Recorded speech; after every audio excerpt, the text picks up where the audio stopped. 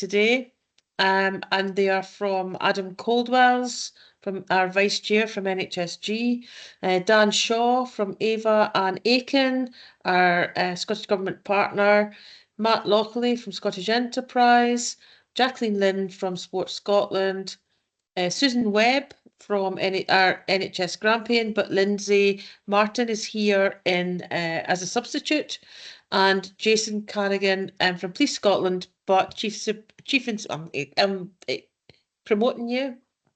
Chief Inspector MacDonald is here as a substitute and representative of Police Scotland.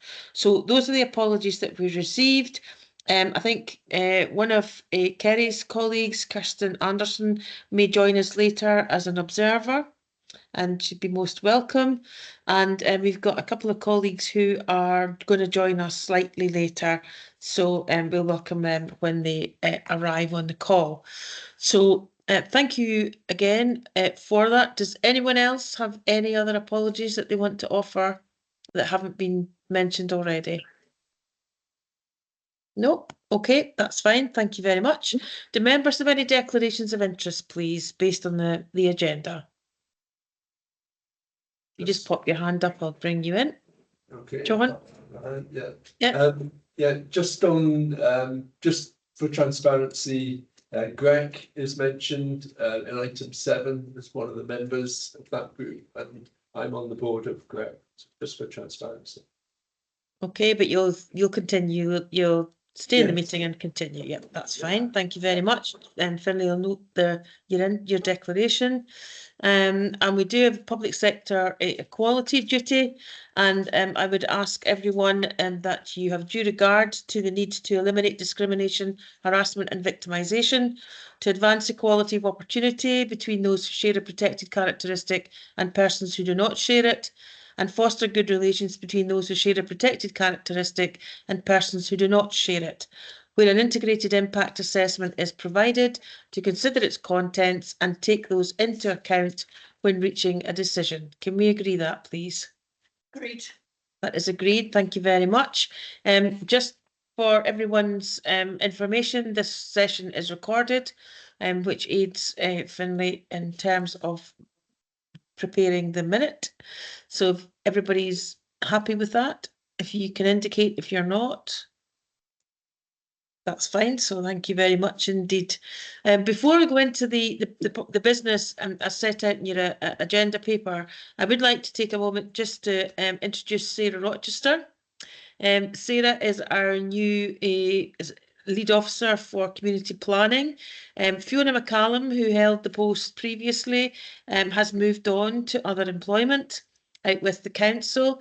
So I would also like to record in the minute, please, Finlay, our appreciation and thanks to Fiona for all the work that she did in terms of community planning and her attendance at national network meetings, etc. And just to wish her well in her new job. But I'd also like to record a welcome to Sarah. And Sarah has been worked within the council for some time. I'll should maybe let Sarah tell us herself what she does. But it's really a great addition to the team. So Sarah, do you just want to let folks know what your remit is? Thank you. Yes, absolutely. Thank you. And it's really nice to come along today, albeit virtually. I hope to join the next meeting in person. So as mentioned, I've been in the council for a number of years. I think it was 10 in just November past. So originally coming into a role around communications, and then over time I have within my remit also the council's website team, creative services, and laterally I have stepped in to support in Fiona's absence the role around policy and performance. So I am getting more involved with community planning, with the equalities team, with the engagement team, with the policy and the performance teams as well. So lots of new stuff to get my teeth into. No time like the present to actually have an agenda item on at my first meeting. So I'm testing myself today, but thank you for the warm welcome. It's really appreciated. No, thank you, Sarah, and I look forward to working with you. So now item 4 on our agenda is the minute of the board meeting on the 18th of September 2024. Can I ask, please, that you agree that that is a correct record of the meeting? If you have any items you wish to raise on the minute, please indicate and I'll bring you in. No indications, so we can agree that that minute is accurate and that is approved. Okay, thank you very much indeed. Item 4.1 is the action sheet. And again, we'll just have a look at the action sheet. Sarah, maybe do you want to perhaps talk us through that if you're up to date with the things on the items or the items?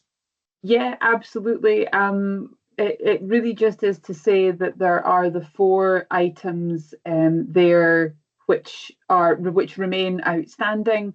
Hopefully we will be able to get an update on the place-based interventions and the employability service from Amanda, and perhaps she'd be in a position to give us a verbal update even around some of the timescales, noting that Anne is not here to update on the timescales around the first place examples, but I think some information was sent electronically, so hopefully that's already been circulated to members. Thank you, Sarah. Yes, there was a circulation of the information from Anne, so that was done earlier today. So Finlay has put that out, so that can be that's now complete. So anyone on the call have any updates otherwise? Amanda, please. Thanks, Chair. In relation to the 2 that have my name against them, we have commenced work on both. We're pulling together the data for the place-based approach and what difference that hopefully is making. And I would be seeking to have that shared with the board in January. And in terms of the employability service, we have asked for that to come forward, and as soon as it does, I will get that shared. But again, I would be looking at it for the first month of next year. We have looked at the income poverty impacting testing of private water supplies, and we're not getting any sense from our colleagues in environmental health that that is a potential issue. But what we are further exploring is what is the impact of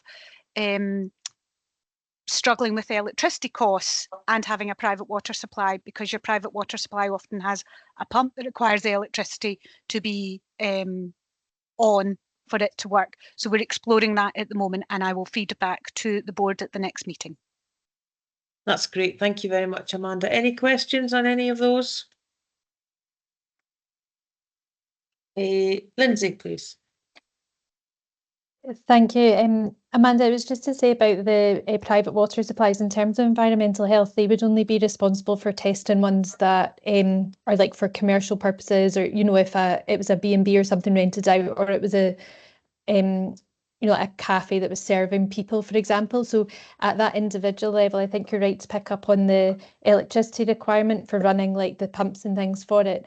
But if you do want a bit more information at that individual level and the impact of that, I can link you in with the health protection team if that's helpful for you.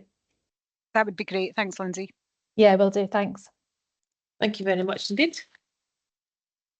Okay, with that, we can note that those actions, some have been complete and the actions are in progress, and the one from Anne Aiken can be moved to the complete section now as well. So thank you very much indeed for that. We can note that, Finlay. Thank you. Which takes us then to item 5, which is reducing poverty local outcome update report, and that is Amanda, and that is on page 9 of your pack.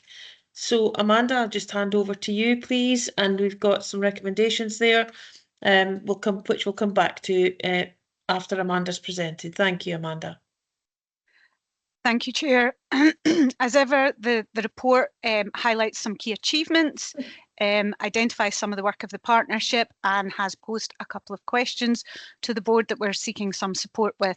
So key achievements over the last few months included the Challenge Poverty Week events. There was a really helpful lived experience conference that took place in Peterhead. with a real focus on cash first, and some asks that have come out of that, which I will bring forward to a future board in terms of this board as decision makers, and some of the asks from those experts of experience. We have undertaken a review of the budget and our priorities, and the report confirms the priorities, and I will ask for the board to endorse those shortly. And positively, we opened a childcare startup fund a couple of months ago, recognising that accessible, affordable childcare is one of the key drivers to supporting parents into employment, and employability is one of the key drivers to help us reduce poverty or prevent people falling into poverty. And we had a number of applications to support a range of startups, and 4 were funded at a total cost of £34,000, and that's really positive because it is in some of those rural areas where parents tell us some of their biggest challenges are. So we're positive about that, and we have connected in with our colleagues in economic development, our colleagues in education and children's services, and also our employability services to make sure these startups are getting all the support that they need to be sustainable and a success. In terms of the asks of the board, when we have undertaken a review of our outcomes and priorities as a partnership, we are continuing to wish to focus on the principles of preventing children falling into poverty, reducing the number of children living in poverty by supporting them to come out of poverty, protecting children who are living in poverty from those adverse effects, and trying to ensure children live a poverty-free adult life. And through that, having done engagement with our experts of experience, we wish to continue to focus on activity that supports areas such as food security, fuel poverty, rural poverty, financial inclusion, children and young people. So I'm asking the board to consider and endorse those as a continued focus for us. As a group, we also took forward an ask from the CPP executive, which was to consider the impact of reducing poverty as a priority within the local outcomes improvement plan. The board will be aware that there is a statutory duty on particularly the council and NHS to have a child poverty action plan and to state a commitment to activities that will reduce poverty, and that comes through the legislation Child Poverty Act 2017. Within Aberdeenshire, we've always seen that as a cross-partners responsibility. Whilst we ensure that the plan is reported and approved by the NHS board and Aberdeenshire Council, we have always developed the plan and delivered the plan using a CPP model. So we took a number of questions to determine what was added by being part of the LOIP, given there is already a statutory duty. And I think the key one that came forward is that whilst we would continue to work in partnership, there is a strong partnership that has been built over many years as a result of the CPP recognising poverty as being everyone's business. Whilst that would continue and we would see all partners continuing to work, we felt there was a real power being associated with the CPP board stating that reducing poverty is a priority for them. It's a very explicit statement of intent, and we welcomed that. There are some challenges. We appreciate there is a burden of reporting, both on us providing the reporting and you getting the reporting. And we believe that very frequent reporting can be challenging because it can take a generation to change things. But there are opportunities of being that priority. It allows a strategic response. It allows us to work collectively and to get a steer from decision makers on where we can take things. So I think we felt that if the board is minded, being a priority is still very, very important, but that there is an opportunity to have that conversation about how could it be meaningful for the board and for the partnership. How could we ensure that by being a priority in the LOIP, that it does have that difference that you would want us to make. So I would be keen to have the board's view on how they would like the Tackling Poverty and Inequality Strategic Partnership to engage with the board? And is it through these forms of reports, or is there another way that you would like us to be coming and working with you to deliver on your priorities? So those would be the asks of the board. Endorse the priorities and the focus, and consider whether we can still be a LOIP priority, and if we are, or if we're not, how would you want us to continue to engage? Because we're also very aware that as a board, not being a priority doesn't mean tackling poverty isn't important. We understand that you have the community justice reports coming through. There are different ways that other key pieces of work are considered by the board. Thank you. Thank you very much indeed, Amanda. So some key questions there, and the recommendations on page 9 reflect some of that. So in fact, probably all of it. So over to yourselves. Can I ask colleagues to indicate, please, and I'll bring you in.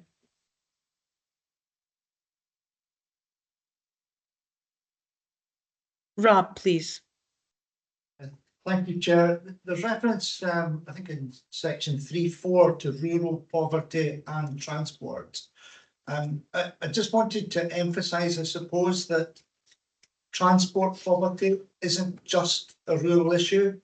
It can be about accessibility or affordability, safety, and other aspects. I don't think I'm looking for any change to the report, but just to emphasise that we at Nestrans are working with our council colleagues on all aspects of addressing transport poverty. So just to say, it's a little bit wider than just a rural issue, although obviously availability of transport is a key factor, particularly in rural areas. So just to say, it's a little bit wider than that, but as I say, I'm happy with the report. Thanks, Rob. Amanda, do you want to come back on that specific issue at the minute? Yes, I can do. I think absolutely, Rab, completely recognise that, and we're very aware in a number of our towns who we would see having really pretty good connectivity. That doesn't necessarily mean that transport is any easier for those living in poverty, and also there are those opportunities in our bigger settlements to look at different types of transport. So absolutely take that on board. In reality, I think transport runs through a number of them because it's linked into the employability as well. So I think you're right, and I'm wondering if actually I wonder if there's a better way as I can phrase that so that it doesn't have that rural piece linked to transport the way it is, and it might be that actually we just bring it down on its own and put an explanation to say this is in its widest sense. But absolutely take that point on, Rab. Thank you. Thank you. So you'll take that off table, Amanda, and consider how you'd best present that. Yeah. Okay, that's fine. That would be for just a note, Finlay. Lindsay, please.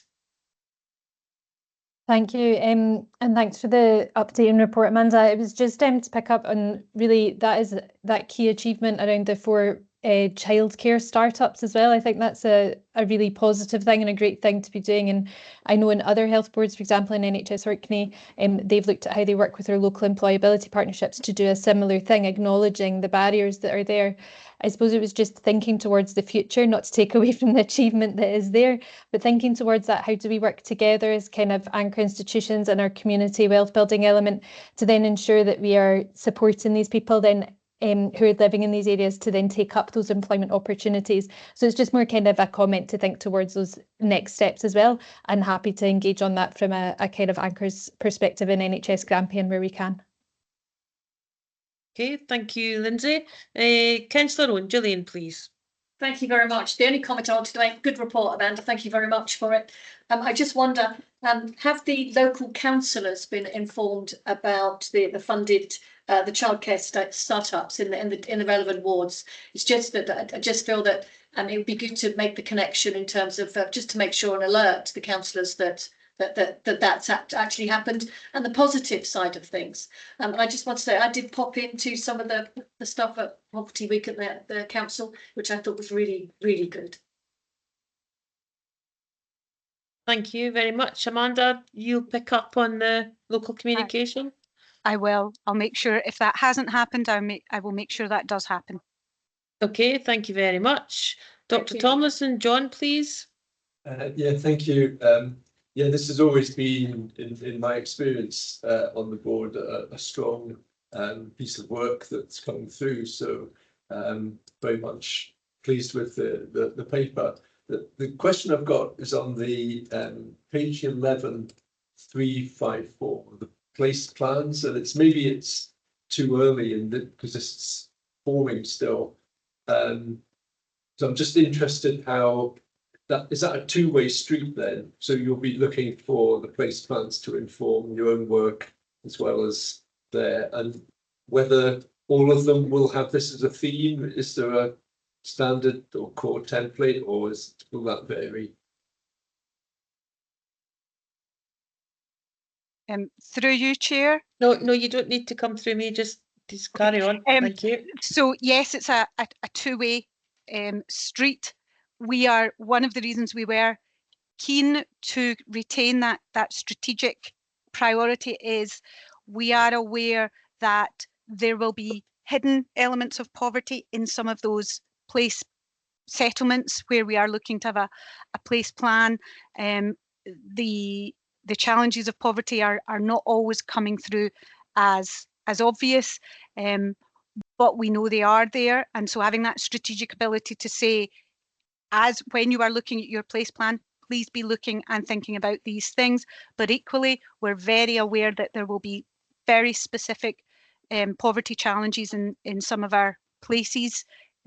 Given our place plans are going to cover our biggest settlements, but some of them will also, because they have an academy in them, there'll be some of our smaller settlements. They're not necessarily all big settlements that can be treated the same way. So we're keen to ensure that the place plans themselves use their own data, their own evidence, their own lived experience, and if they are identifying issues with poverty that we are not seeing across Aberdeenshire, we're getting that fed back up as well. So it is a two-way street. At the moment, all 6 community plans do have poverty and inequalities within them. They both look to the LOIP priority, but they also bring it up themselves as part of their own community engagement, and we'd be keen not to lose that. Thank you very much. Okay, John, thank you. Chief Executive, Jim, please. Thank you, Anne. And Amanda, with apologies from the outset, I joined the meeting late, so I'm sure you've already answered my question, but I just wanted to to focus on your ask, which is about should this still be a priority and how to best to engage. I think it has to continue to be a priority. Whilst we may have had a long-standing commitment to have made progress, then we've still got an outstanding agenda here to continue to progress, and I don't think that is to the deficiency of our work. I think it just reflects the societal context we have. So I think unapologetically it stays there at the top of the list from my point of view. To your, maybe my question sort of to your point in terms of is this the right sort of vehicle and method of engagement? I guess my question back is whether we feel as though all the partners have tackling poverty in the centre of their priorities within their own governance and their own work programmes and priorities, or whether it is primarily being discharged through the multi-agency partnership environment, which may not be making the best use of the totality of all of our partners' resources. So in essence, have we become too comfortable whereby it's being done off to one side and aren't using the completeness of everything we've got to our disposal to be able to address matters? So that's maybe my query back. Is this mainstreamed and evidence across the totality in a way that Lindsay reflected, and it's just Grampian got a stronger focus now in terms of its responsibility being an anchor or institutional organisation. How is its work and in all of its pause addressing poverty and reduction of poverty in that respect as well? As an example, not to pick on one area, but just to welcome your perspective on that. Just think about how, as a partnership, we are really doing the most we could do. Thank you. Please, Amanda, do you want to come back? Thanks, Jim. Having seen recently some of our partners' strategic plans or their consultation on strategic plans, I am seeing this, or we are seeing this coming through. So I think it is being recognised as beyond just the 2 or 3 partners who have it as a statutory duty. I think one of the things we're really keen to see as part of the place approach and the way place and the local place, the way the place plans and the local community plans engage with the board and with partners, is we have built in there a really clear kind of statement about those partners sitting around the local tables at the community planning, bringing down the priorities and the challenges from their partners, but also around this table, partners recognising that this has to be embedded within their strategic plans and policies, and being transparent and open about that. So I would hope it is starting to fit in there. And I do understand what you mean, is that potentially this is perhaps doing it in this way is stopping that. But I'm not sure we're there yet. And I think it would be good to continue some form of engagement reporting arrangement with the board. And it might be that actually some of that is going into the individual partners boards and having that conversation. I'm aware we go into the health board. I'm not sure we've been in to Police Scotland, Nest Trans, places like that. You will see our reports, but maybe it is about us changing our relationship with the individual partners around this table as well. Thank you, Amanda. And Chair, through you, I think even from a counter point of view, and say even it can be that I would sit here and think, well, that is Amanda and Annette's good work and that's going on okay. And that doesn't do justice using the totality of a lot of institutional resources to be able to focus on this in some respects. So if there could be opportunity, just I think, for everybody to continue to revisit the veracity of the utilisation of the resources and where this does fit within their day-to-day mainstream priorities. So it's not just discharged to our focus on the LOIP, but actually as a broader agenda. Thank you. I just wonder, before I bring Councillor Reynolds in, I just wonder if a simple survey approach to all the partners in the first instance, Amanda, and ask the question, is this embedded in your strategic planning and policy framework? And then you would be able to get some sort of idea about where you would need to make approaches, or we would need to make approaches as a board to partners and to try and move that agenda forward. So perhaps a simple touch-based survey. Is it embedded in your organisation or not? Sarah, if you don't mind, Glenn. Sarah? It was just to say I was intending to raise a suggestion which wasn't very dissimilar to that when it comes to the governance framework report that's coming up on the agenda about engaging with partners right around the board and the exec membership on a variety of different things. So perhaps when I mention that, when that paper comes up, we can take an action to work with Amanda, Finlay and I in terms of going out over the next perhaps 6 months or so and doing that discussion on a variety of topics, whether that be tackling poverty, whether that be place-based, whether that be engagement and membership of boards, etc. So act surprised when I raise that suggestion on the next paper. We will. That's helpful, Sarah, but I just wonder if you're talking 6 months, that might just not be timely enough. But happy to leave that for the next paper for you to work with Amanda. But I do think Amanda might want to progress that touch base in terms of partners around this table, just as a very simple question. But anyway, I'll come back to you at the end, Amanda. Councillor Reynolds, Glenn, please. Thank you, Anne. Forgive me if this is premature, but there was so much of what Amanda was talking about and the discussion that's taken place subsequently that I felt that I should raise it now, because I think it's applicable here as well as in future papers, not least the next one, but I'll raise it now. And again, I apologise if it's not appropriate specifically for this, but I have a serious concern with regard to the framework and structure of taking on board the priorities that this board has, but also the priorities of the council, when we're looking at community action plans and locality plans and how these relate to place planning, within the context of the inevitability of the significant challenges which the council faces, along with many other councils, where is the determination of priorities sitting within place? Who in the framework does it lie with the exec in terms of the monitoring and scrutiny?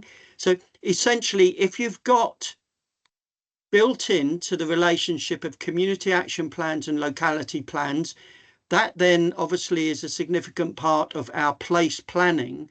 But within place planning, in terms of projects, for example, and initiatives, where is and who in the framework determines the priorities within the financial constraints that the council has? Because in the framework models, and that's why a lot of it was picked up by Amanda, but within the framework that I've looked at, it's not clear to me who basically says, this is what we have, this is what we're limited by in terms of the finances that we have. How do we prioritize that within a place-based approach? Where is that determined? So rather than the theory of it as like at a local level, there might be sort of, well, this is a key priority for us within council's policies and priorities. But within financial constraints, who determines in the framework what should be prioritised within our challenges that we face? I don't know, Amanda, as area manager hat on, is that something you can pick up, or can we get a response off table? I can start, and some of my colleagues may come in, and we can certainly follow up off table. I think, Councillor Reynolds, what you have indicated is something I think this certainly the team that have been pulling together the place strategy and the toolkit, and I think also looking at the governance kind of structures for community planning, with place becoming a key priority, have been thinking about that. And I think from my perspective as an area manager, I think that's why all the local community planning group chairs, which also happen to be area managers, sitting on the executive is extremely helpful, because I think that is the route up. It allows those place plans to be coming through that Aberdeenshire Place strategic kind of group, to be having those discussions about, this is a priority in this place. How does that fit with partners? And I think that's why I was referencing the transparency of partners and their priorities, because there will potentially be things that are a priority in the place, but for the partner or partners who would be responsible for that, it may not be something that is financially possible. It may not be something that within their policy structure is possible.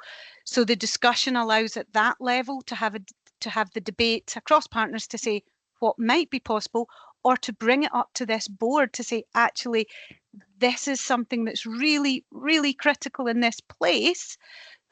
Is there a way to make it work? Because the outcomes would be such that it should. So I think that prioritisation is probably going to come at several levels, depending on what it is. So a bit of a woolly answer, and I don't know if Sarah or Rob want to come in as well. We have been tackling that, and I think it is the governance structure that will allow us to manage that prioritisation. I was going to invite Mr. Simpson to comment if you have anything in addition. Nothing really specifically. I suppose for the council elements, we will obviously have that interaction with area committees, with policy committees, with full council, and the governance routes around that, and for those council specific pieces around this.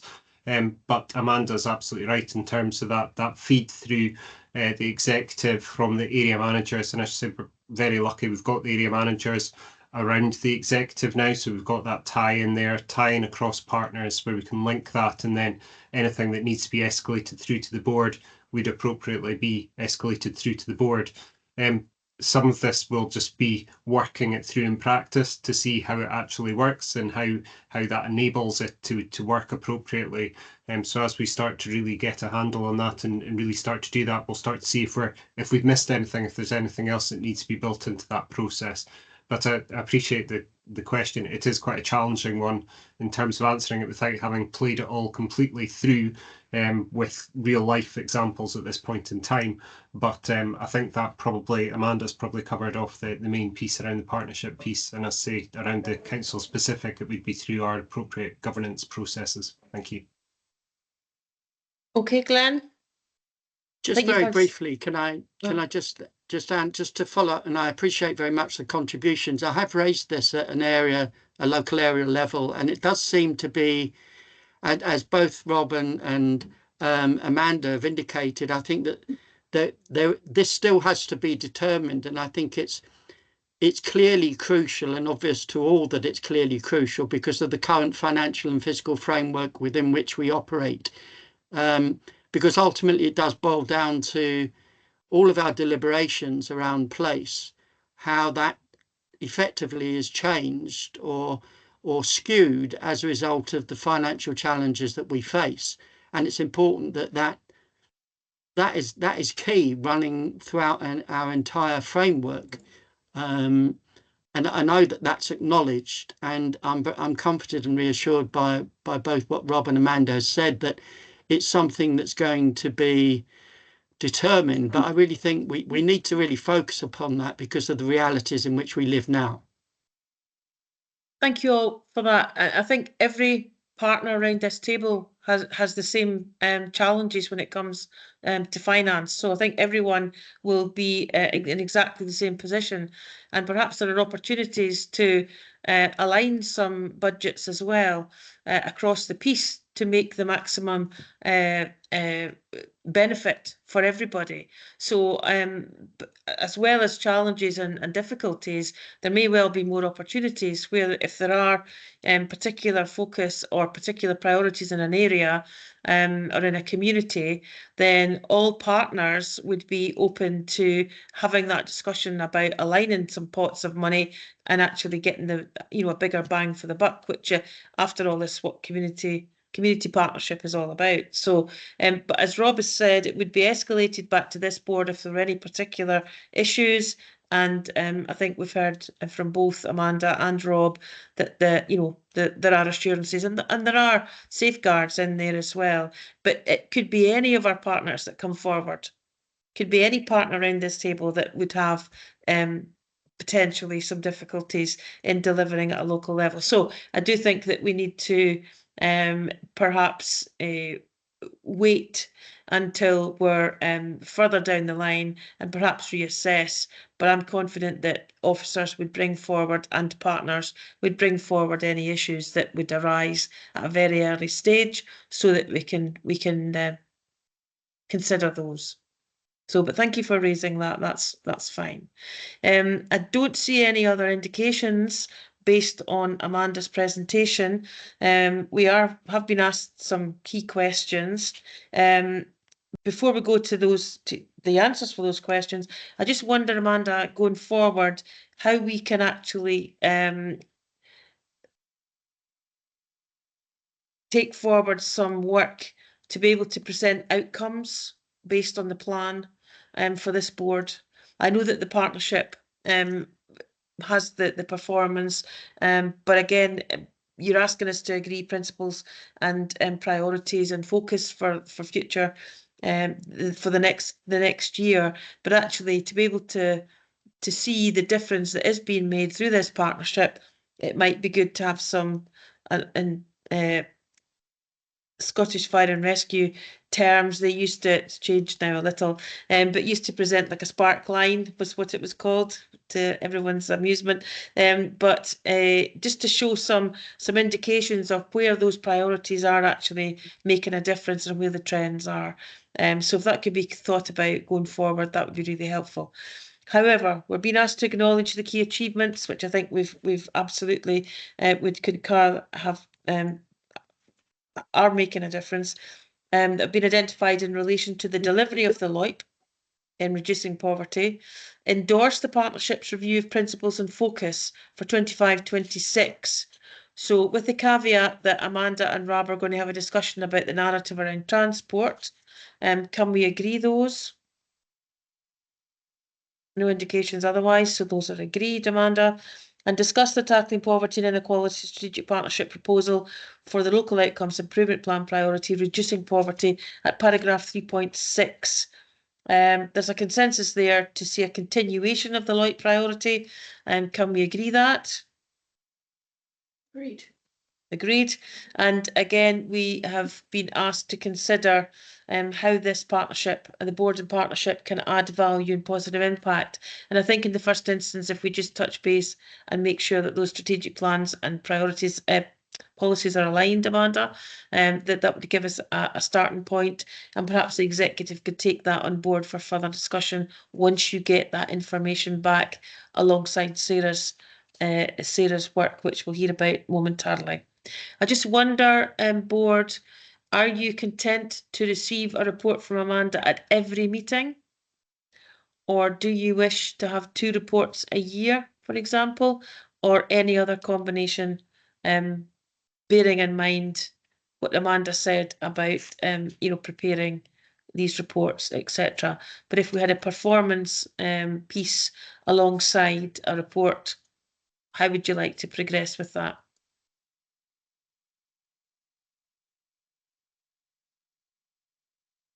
John, please. Yeah, I suppose from my perspective, if we had the, as you say, the performance along with the update, I would have thought twice a year would be good to then get into it and have a focused discussion on it on each of those occasions. Thank you, John. Jim, please. I support that position as well if that feels proportionate. Thank you. Any other views? So given that we've said this is really important, we want to keep it as a LOIP, we would ask you, Amanda, then to report twice a year, but those reports would include performance indicators and shows the direction of travel in terms of delivery. And clearly, if there were any issues which needed to be escalated, then you would do that in between times. So by exception, we would hear of other matters. Are members content with that? Everybody happy with that? Bearing in mind, we would expect then that your own strategies and policies would pick this up too, and that there would be that ongoing dialogue amongst partners at local and tackling poverty and inequality strategic levels. Everybody content with that? Okay, so that is agreed. So thank you very much indeed, Amanda, again, and please pass thanks to Annette and to the rest of the partnership for all the work that's done. Thank you very much, it's appreciated. Okay, thank you all very much. That takes us to item 6, which Sarah has given us a little insight into. So this is the revised CPP governance framework, which is attached, and item 6 begins on page 27 of the pack, and I'll just hand over to Sarah. Thank you. Thank you. As mentioned before, this revises the governance of CPP, and the framework, as you say, is attached here. What has become quite apparent over the last few months since we've had the integration of place and following a workshop which took place in November, is that it is really important that we go through an exercise and a piece of work to really develop the governance framework better with the voices of all the partners around it and involved. And that really comes to a very local LCPG level, right up through the structure, through the exec and back in through the board. So what we're looking at here is a document where the comments which are raised today will be brought into the discussion and will be brought in and embedded into a paper. And when I rather clumsily said 6 months' time, what we would intend to do is begin that process of engagement right after this meeting, potentially with a new paper coming back in the first half of next year, potentially for the meeting in June. But those engagements and dialogues will absolutely start in advance. So as the paper itself recommends, comments, we will absolutely, Finlay will capture them and we will make sure that they're included in new versions, and there will be an extensive circulation of this information to everybody. There's a couple of sections that I'd really like to draw your attention to. The first one is at 3.11, which is around board membership. It then goes on to exec membership, and some of those delegations, acknowledging the comment that just took place around Amanda's strategic lead and the reporting. So we will make sure the document reflects that. But a discussion would be very useful around engagement from the partners at various levels through CPP. What I was intending, here's your opportunity to act surprised. What I was intending to recommend today was that we go through an exercise of contacting individual agencies and partners to look at representation at the exec, to look at representation at the board, to look at their involvement around place and their own localised activity on place, to bring in some of that tackling poverty work as well. So absolutely happy to bring Amanda into those discussions as well. It would also allow us to bring back a probably clearer picture about the tables around from 3.1 onwards. Other sections that I think would be really useful to have a discussion on are at the section from 3.16 onwards. So that really is around finance and the financial position. There have been, as you can see from the report, contributions made from a number of partners. What we would look to do is actually detail that specifically if those were to continue. And obviously, if the choice today was for those to not continue, we would have to bring back something which illustrates the impact of not continuing with those financial partner contributions. So those are the specific areas which I think we would really value a discussion today on, and we will be bringing back iterations of this to all levels through community planning in due course. So happy to take the comments which were made in the previous paper and draw them into this as well. So Councillor Reynolds, you don't need to feel you need to repeat yourself around that. We can make sure that that is reflected in the document already. So happy to hear anybody comments. Thank you very much, Sarah. So the invitation is open and I just invite folks to indicate.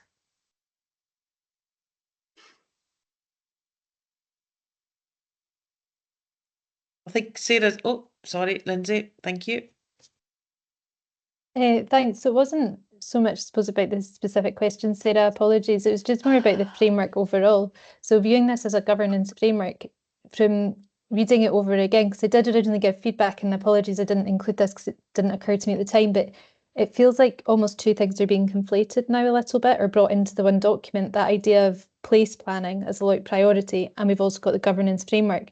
And I'm just not sure if they should be in the same or if they should be separate, because I appreciate the governance framework will need to be updated at fairly regular intervals, but by focusing so much of it specifically on place planning, I wonder if we're just kind of bringing two things together, whereas actually the governance framework in my mind is a bit more structured around the governance rather than what the LOIP priority is, or what one of the LOIP priorities are, acknowledging that that's part of what we're delivering.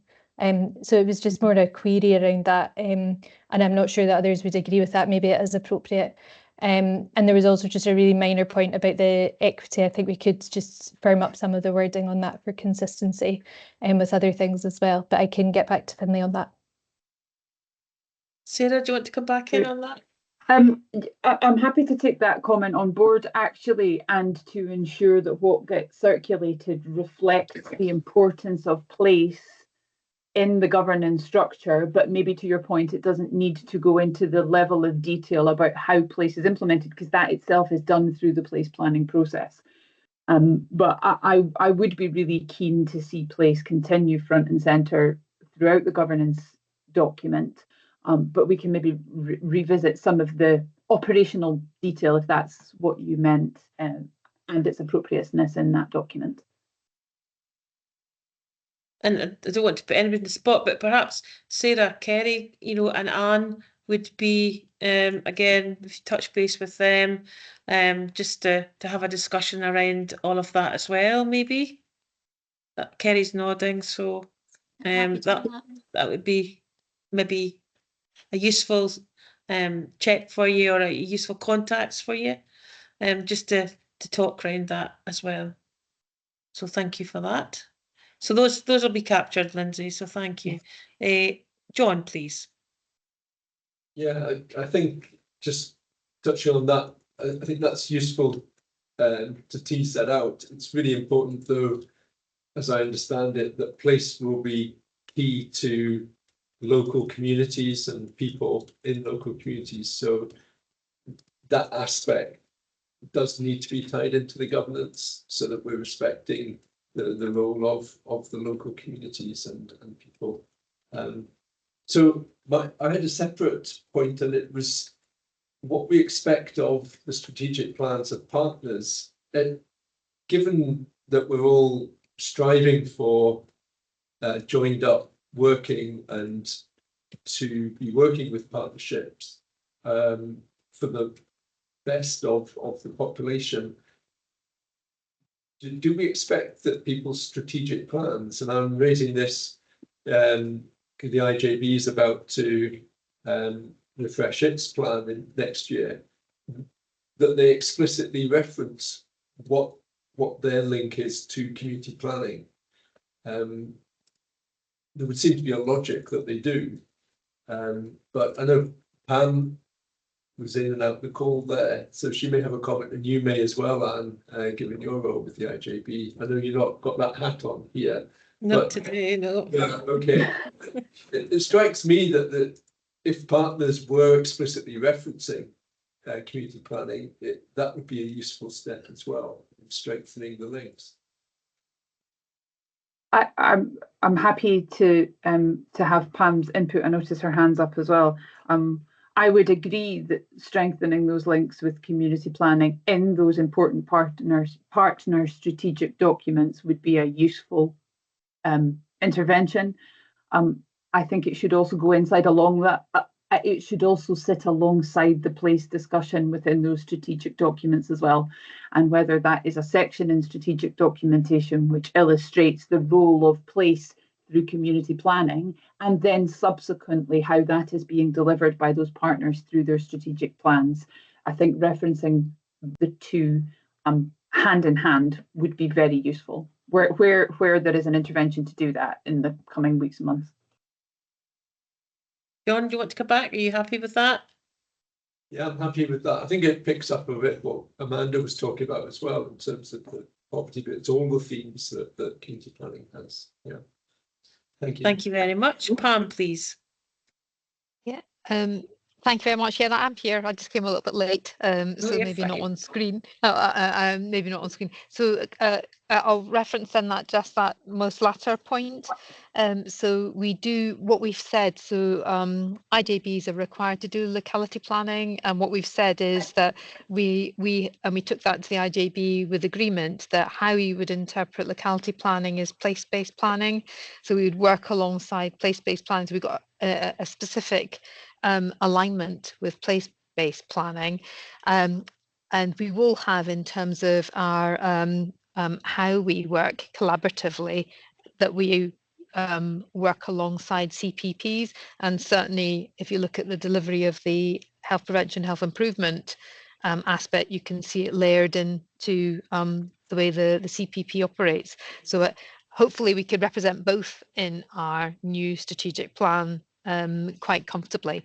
I was coming on a much more kind of prosaic point. I suppose I was just thinking in terms of some of the membership, where certainly from the Health and Social Care Partnership, for example, I wonder whether where we got two members, should we have one and a kind of deputy? I'm just trying to think about as we kind of slim down in terms of our management and trying to work across a lot of agendas at the same time. It's just maybe just looking at the membership potentially, and being focused around that. Can you just be a bit more explicit on that, Pam, please? Yeah, so for example, the executive, it says 2 members, and I wonder whether it should be 1 and a deputy or something like that, which might mean that rather than there's expectation that you're always saying, you know, loads of people going to lots of meetings, rather than 2 people going to a meeting. I think in effect it normally is 1, but I think it's just about maybe that there's an opportunity now to kind of look at that potentially, and it might impact on other members around the table too. Yeah, I think that's a fair point.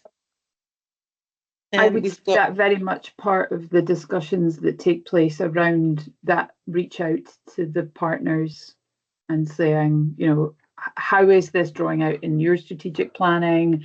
What's your membership? What's your active role? What's your so I would see that to be absolutely part of the discussion that will take place. Definitely. I mean, for example, the council have 9 representatives at the executive. So again, that would be for consideration there as well. And NHS Grampian, Lindsay, to the executive. Again, these are all discussions that Sarah will have. And I think whoever is a member of these or of the board and the executive, there has to be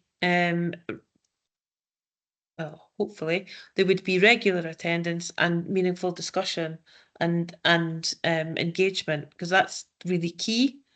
I think the executive has laboured a little bit, Rob, has it? Yes, I think that's a fair comment, Anne. So certainly something we can look at in terms of that membership and that feed in and feed through. Yeah, thank you for that. Do Steve or Andy or anyone else on the call want to give any views at this point? Are you happy to engage with Sarah in the next while? Just come in, Andy. Yeah, thank you. Yeah, more than happy to engage with Sarah on this. But what the issue I have is with obviously the strategic aims of the service, with it being such a high level document and a national service that covers the wealth of the country as opposed to just Aberdeenshire as a whole. But where we're unable to maybe link it directly to strategic plans, we're looking to review our own local fire and rescue plan for Aberdeenshire anyway, and we'll be able to link it in there and have a more direct focus on that. So more than happy to work with you off table on this and get some real direction on it. Thank you, Andy. Steve, I don't know if you're in a position to speak for others or not. Yeah, probably not the autonomy for that one, Councillor, Yeah, but yeah. yeah, absolutely. I'll feed back to Superintendent Carrigan round about that one. Perfect. Thank you Thank for you. that. Thank you. On the table on page 29 and 30, you know, we have partners or members who don't have any nominees and or don't attend. So again, Sarah, I think that's right to draw attention to that.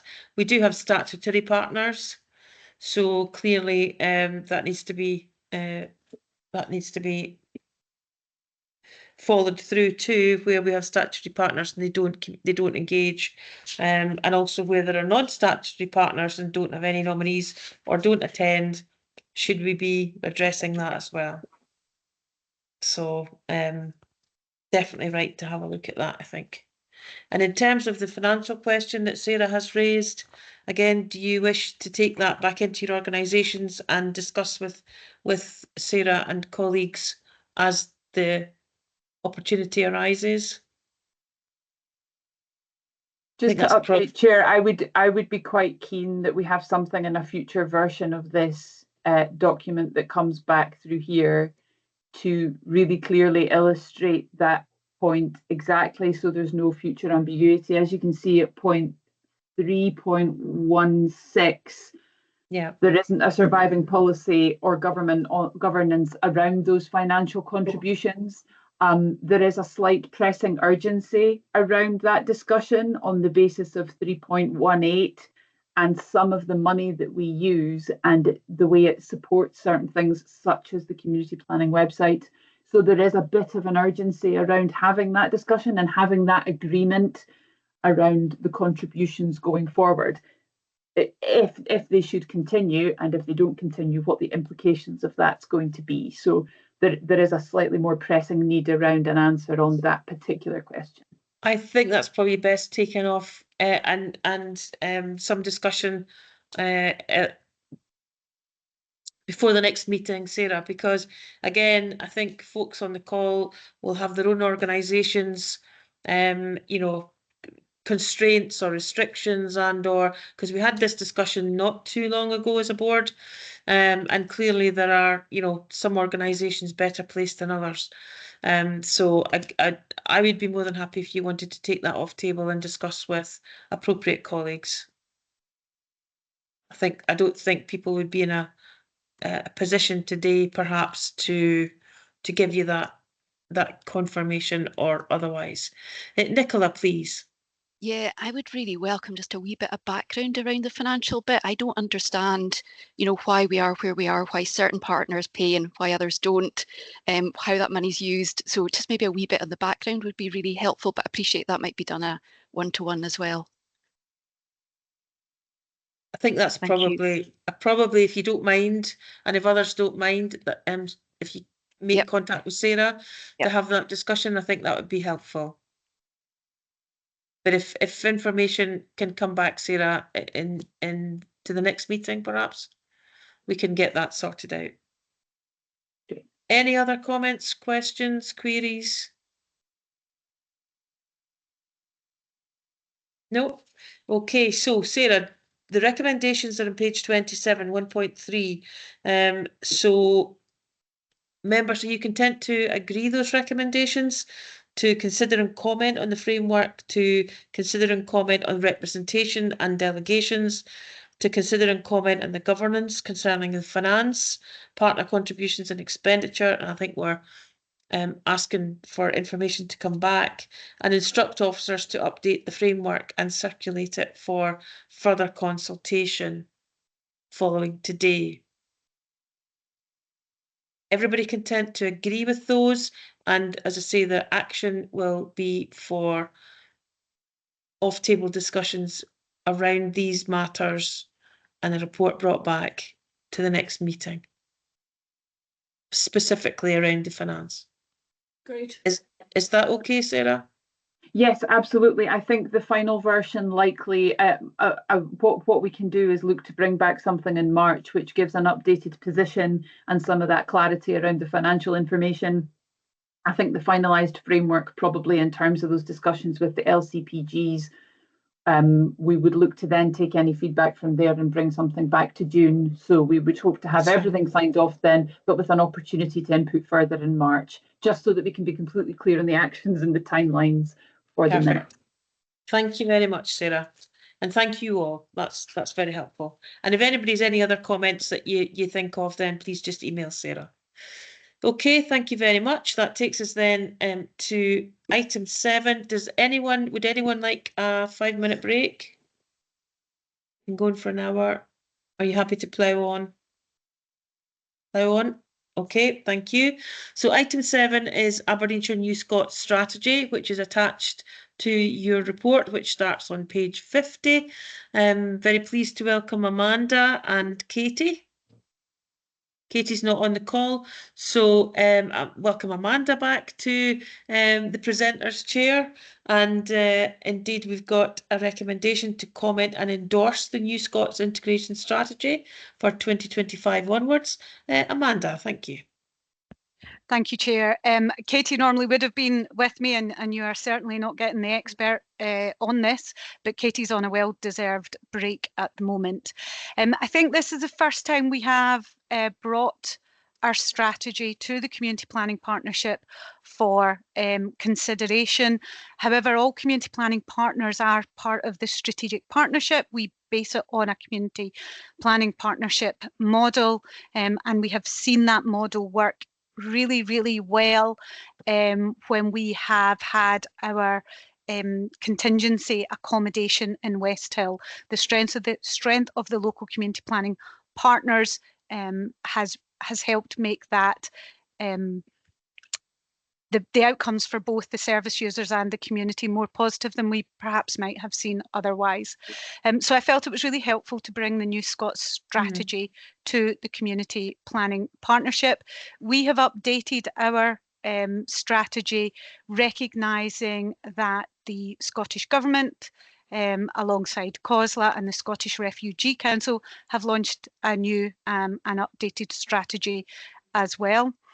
The strategy has been developed by all the partners that sit round the table, and it really summarises our approach to resettlement in Aberdeenshire, which is absolutely partnership working, rights-based approach and integration from day one.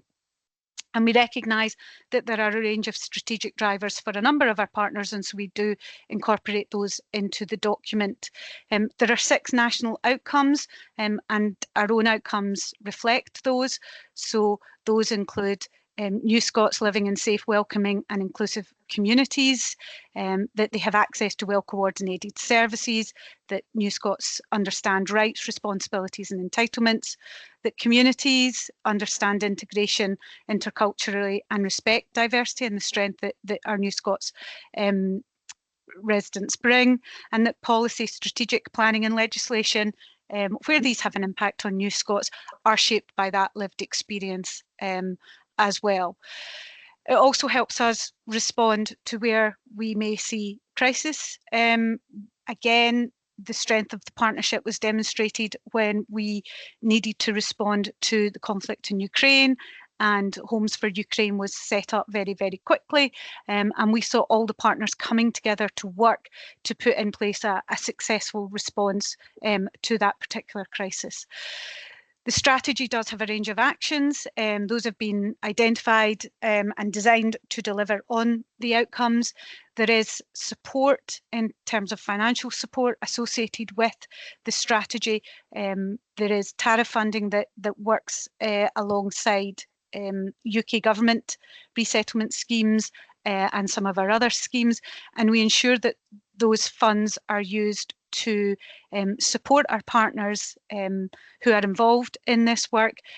We understand that this is, some of it will be absorbed into core work, but it can't all be absorbed into core work. We recognise that, and we do work with partners to ensure that the funding we receive is used in the best way possible to ensure partners can support the strategy. So really here for comments. The next stages, it would be going to our Communities Committee next year for agreement there. So really looking for comments and endorsement from the community planning partners. Thank you very much indeed, Amanda, and an excellent report before us. Do members have any comments or observations, questions? Lindsay, please. Thank you.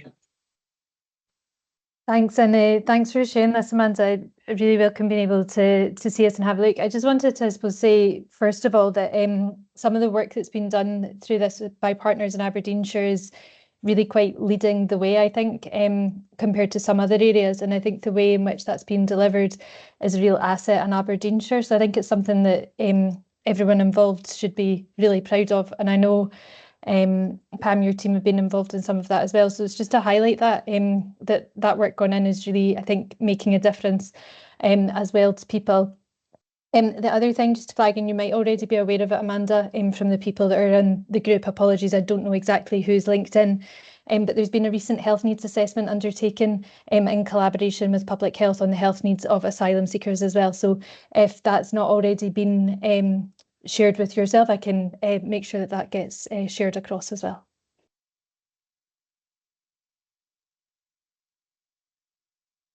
Pam, please. Thank you. Yes. So just want to also commend this report, and I think it demonstrates what happens in practice, which is there's really excellent collaborative working.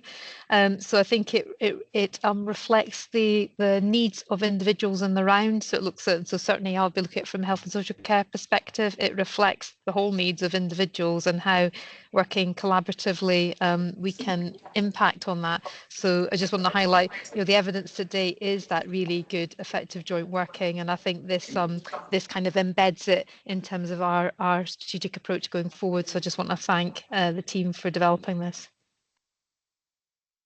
Okay, thank you very much, Pam. Jim, please. Really clear strategy, and I think as has been reflected, it does show what we do well together as a partnership, and I think we should be really proud of that.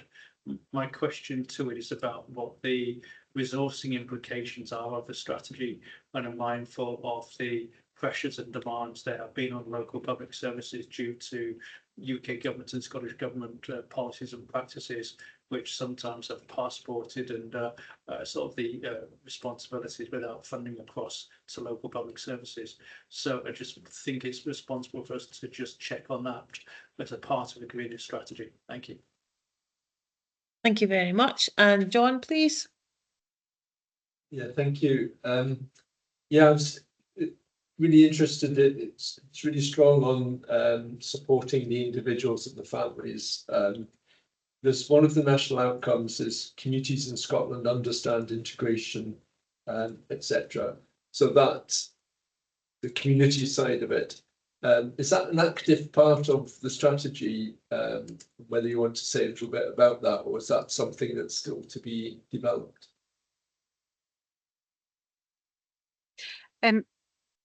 Thanks, John. It is an active part of the strategy, and we do have within the core team, we do have a couple of our resettlement officers who that is part of their key role, is the wider community integration piece, and working with our community planning officers to understand within the different places what may be necessary. Is there specific interventions that need to happen to support the community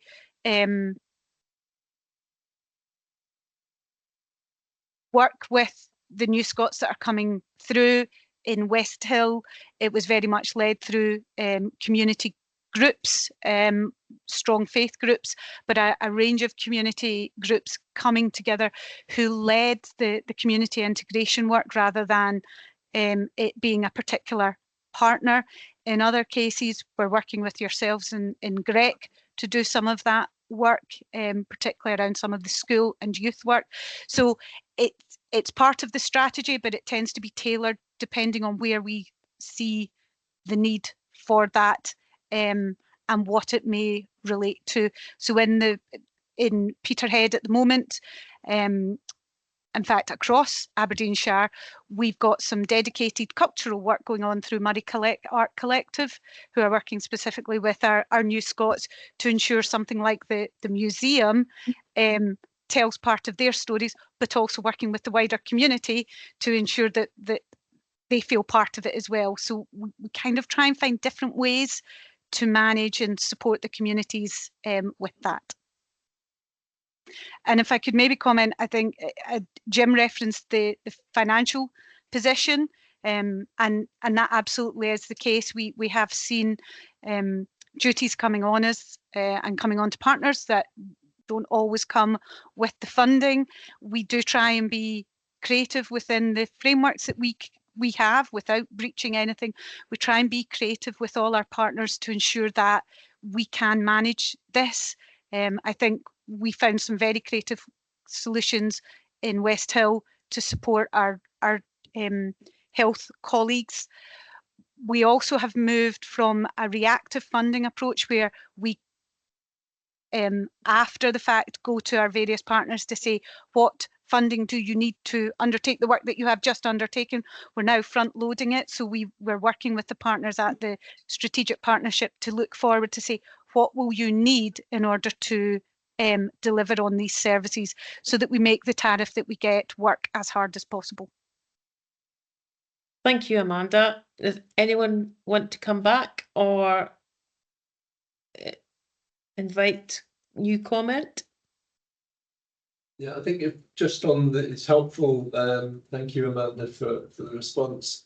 I think it'd be good to capture the learning from that for then the wider equalities duties around cohesive communities, etc. would be really helpful to get learning and feed that into the wider context. Thank you. Okay, I don't see any other indications. But as Amanda has said, and others have said, that this has been a huge and very productive piece of work, and the small team that works around this with partners in your organisations, I think have achieved an exceptional outcomes for those who are new in our in our communities. So thank you, and I please pass on thanks, Amanda, to Katie and the team, because they do a remarkable job and unseen and often, not acknowledged. So I do think we as a board would want to acknowledge the work they do and congratulate them on their successes, and again extend those warm welcomes to those who are our new residents. So a huge amount of work, but a very, very important work. So thank you all for all of that. So the recommendation, as I said, was to comment and endorse, and that is what the board have done, Amanda. So yes, we've endorsed this and look forward to seeing more and hearing more within the council context in the new year. Okay. Do you need anything else from us, Amanda? No? Okay. Thank you all very much. Item 8 then is Mind Your Mind, and we have George Howie with us. Welcome, George. The recommendations on page 91 of your pack. We're being asked to consider and comment on the Mind Your Mind group preference to continue to sustain the campaign for another 12 months, but with an exit strategy thereafter. So George, would you like to introduce your report, please? Yes, indeed. Thank you, Chair. And I'm presenting the report today on behalf of the report author, Carolyn Lamb, who unfortunately can't be with us today. The report provides an overview of key developments in relation to the Aberdeenshire Mind Your Mind mental health and wellbeing campaign since it was launched in 2021. The board may recall that back in 2021, a company called Mearns and Gill were commissioned to develop the campaign on behalf of the CPP. And at that time, the CPP acknowledged that an approach which recognised local circumstances, including the availability of community and third sector assets and support, was desirable and would be more likely to enable a range of local stakeholders, including our local community planning structures, to engage with the campaign. The campaign is based on the 5 key evidence-informed steps to improving mental health and wellbeing, and 3.2 in the paper provides a reminder of those. And the campaign was established with really 3 key aims: to raise awareness amongst the Aberdeenshire public of what promotes mental health. Secondly, know when and where to get help. And thirdly, know how to support the mental well-being of others. And since the campaign has been launched, it's been overseen, and direction has been provided for the campaign by a partnership steering group. The report contains some examples of key developments to date. These have included the recruitment of a number of mental health and wellbeing ambassadors, many of whom are individuals that are well known within their local communities in Aberdeenshire. Other key developments have included the development of the campaign website, a toolkit for key stakeholders, a series of regional e-books, and promotional ads for local radio. A survey was conducted back in 2022 to try and ascertain the impact of the campaign at that time. Over 1,000 responses were received to that survey, and the responses indicated a good level of awareness of and engagement with the campaign.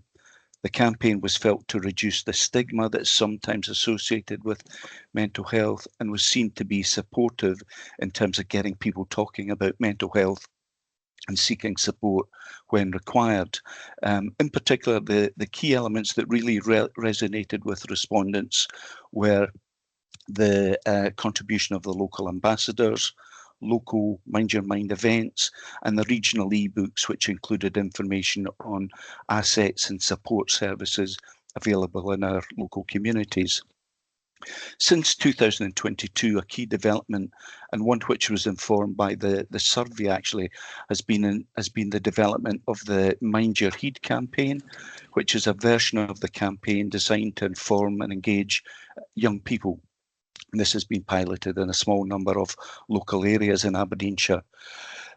We're shortly approaching the end of the third phase of the development of the campaign in March of next year, and the Mind Your Mind steering group are therefore asking the CPP board to approve the continuation of the campaign for a further 12 months.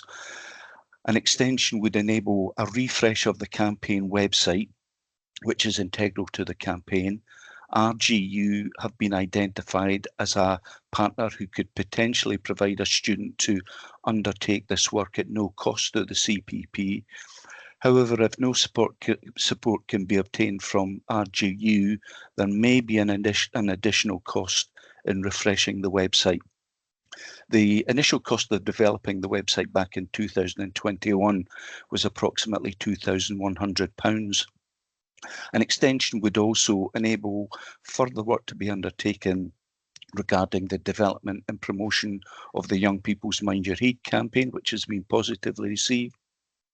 And an extension would also enable consideration of a sustainable delivery model to be developed within the context of local place plans, which was a recent ask of the CPP executive group. And finally, if a sustainable delivery model within the context of place plans can't be identified, an extension would allow the development of a clear exit strategy, which would minimise potential adverse impacts of the campaign ceasing. And if that eventuality was a possibility, we would look to bring back a more detailed paper to the board at a future date, which outlined the potential adverse impacts of the campaign stopping, and along with measures that could potentially be taken to minimise some of those risks. Thank you, Chair.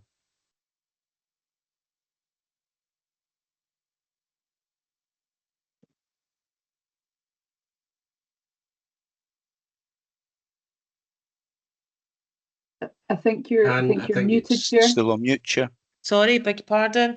Sarah, could I ask you maybe to comment in terms of financial situation, given your the discussion we had previously about where we are? Thanks. So I can comment in as much as, should there be a board agreement to progress the campaign, we could utilise some of the CPP funds which are available. Obviously, that is impacted by a discussion that we'll have at the next meeting about partner contributions going forward. So really understanding the actual total of, to run Mind Your Mind for one more year, we would need to know the exact numbers of what that actually would look like before we could formally commit that we've got enough money within CPP budgets to carry that on. So it really does depend on the final totals. If it is around that £2,000 mark, I'm sure we could take that discussion off table if the desire was to continue with the campaign. But we just need the totals in from you, George. Yeah, that seems very reasonable, Sarah, and certainly discussing the paper with Carolyn, it does seem that the website would be the main cost actually, and it wouldn't be the case that a completely new website would need to be developed.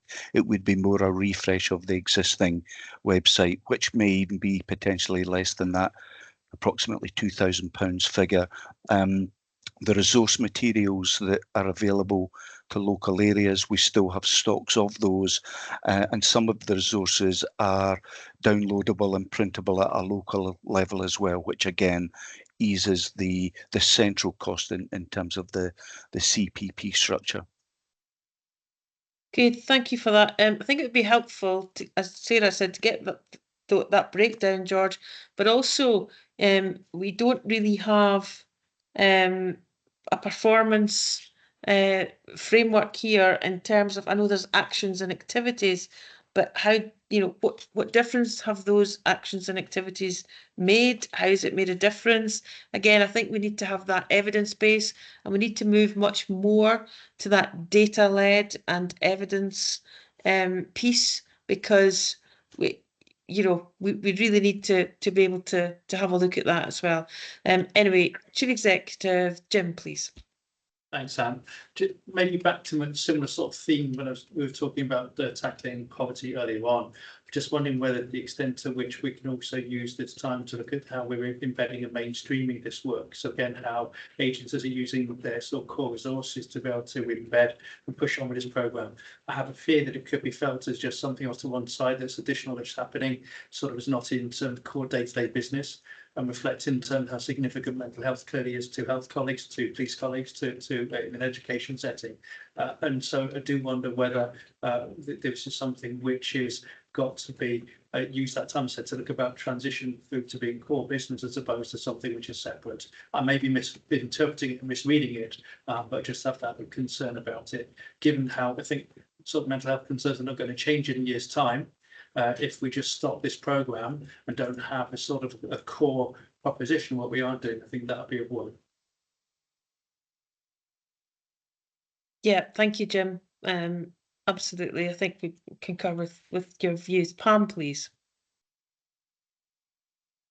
Yeah, so kind of really similar point. I guess the thing is that I can see the potential for this 1 year, which seems a bit, you know, it needs to be clarified whether that's support that's available from RDU, but it's really about how do we make these things long-term sustainable, because I know it's in the scale of things may feel like a little bit of money, but given our financial situations, every bit's really important. So I suppose it's about how can we build these in to be sustainable long-term, and whether that's, I don't know because I don't hear for the background of it necessarily, but the integration into, you know, maybe existing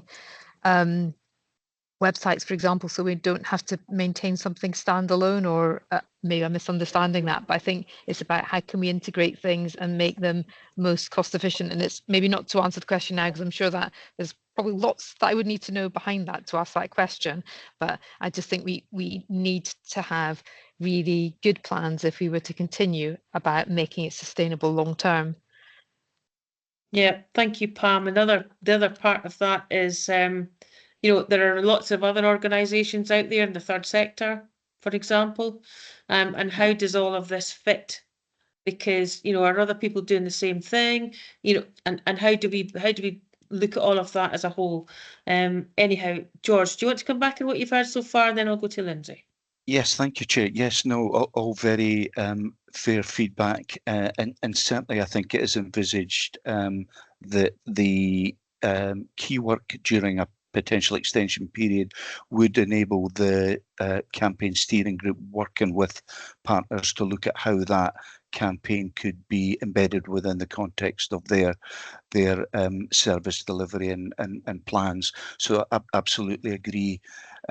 Also concur with the comments in relation to further clarity needed in relation to costs, and understand that the campaign group, the campaign steering group, does have a more detailed report which describes in much more detail that performance related information that you refer to, Chair. So that could perhaps be made available as well. Thank you, George. Lindsay, please.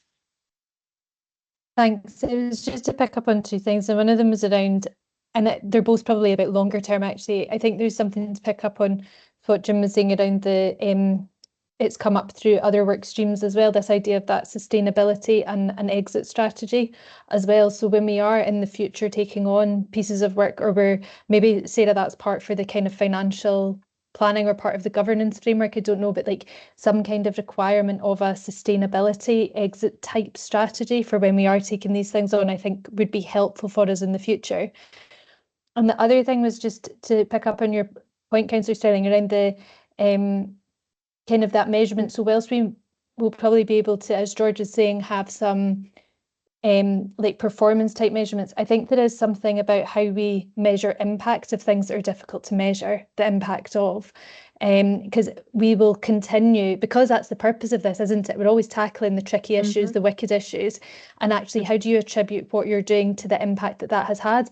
And I think that's always a difficult thing to do. So actually there's probably something about and not necessarily for today, but that wider discussion of, are we content in the way in which we are measuring impact, and an effective way to do that, and evaluation as well, because we can't always have clear measures of saying that this one campaign will be resulting in a reduction in mental ill health, for example. It's obviously many more variables than that.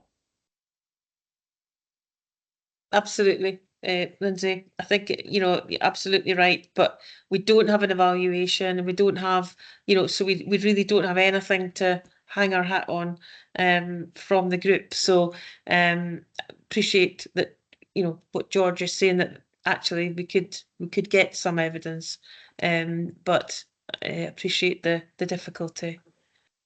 Do we have any other comments?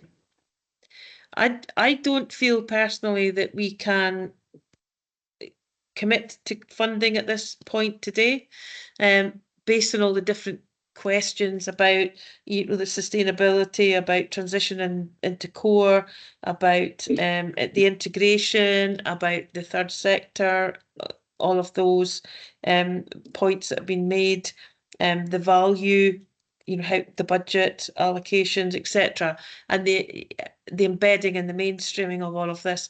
I wonder if the board would be content if we took a delegation to through the director, through Mr. Simpson, in conjunction with myself and the Vice Chair, Adam Caldwell's. I wonder if that would be okay, if you would accept that if George could furnish us with that additional information, clearly in conjunction with Sarah, but furnishes with that information, and then we can take a decision on board's behalf when we know what the budget would be, and we know, you know, we've got some of those other kind of details around. Would members accept that? John, please.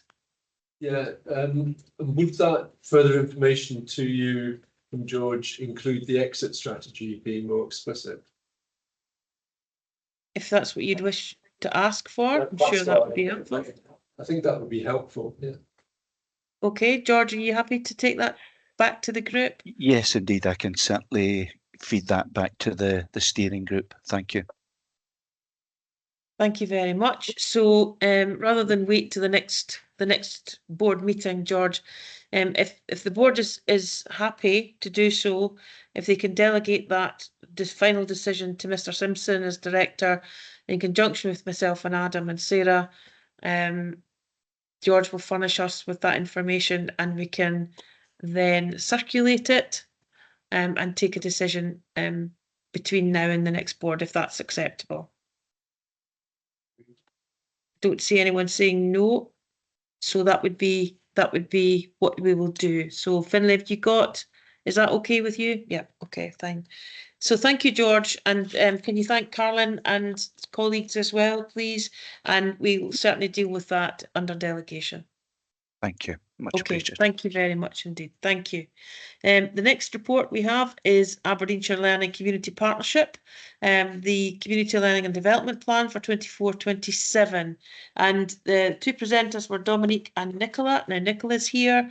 Dominique, are you on the call? I am, yes. Welcome. Sorry, I just didn't see you popping up. So welcome both, and we'll just hand over to you now.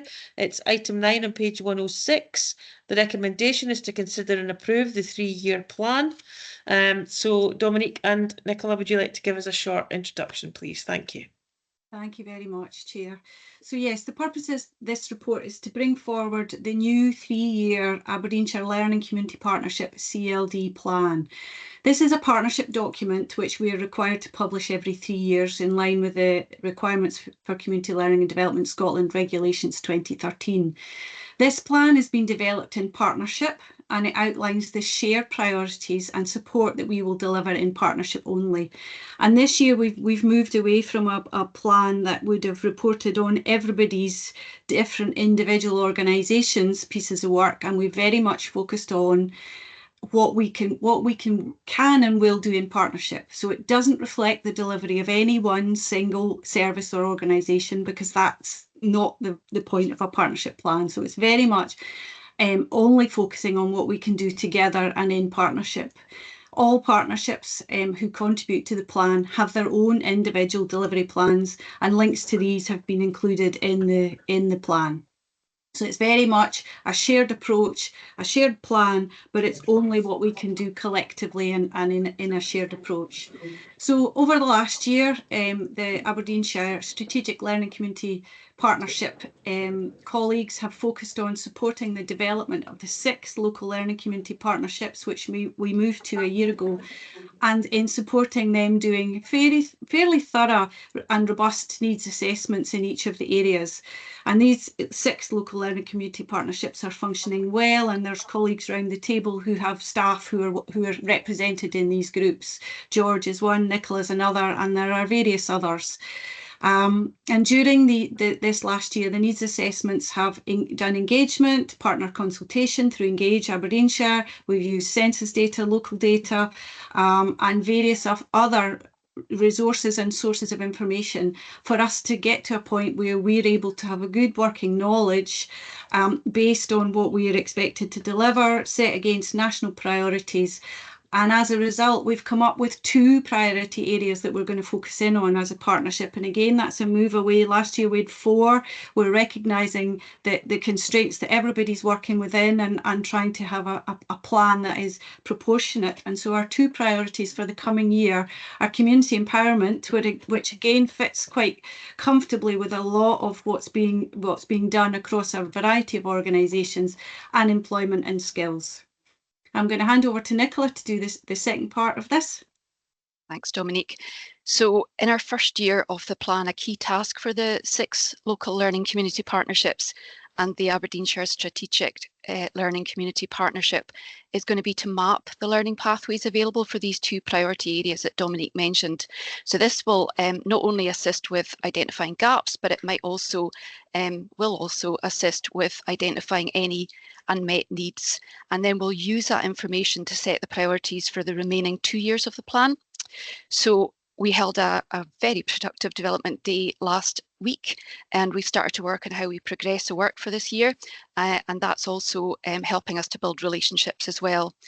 We've also been asked to report our progress against the work we've done to strengthen leadership.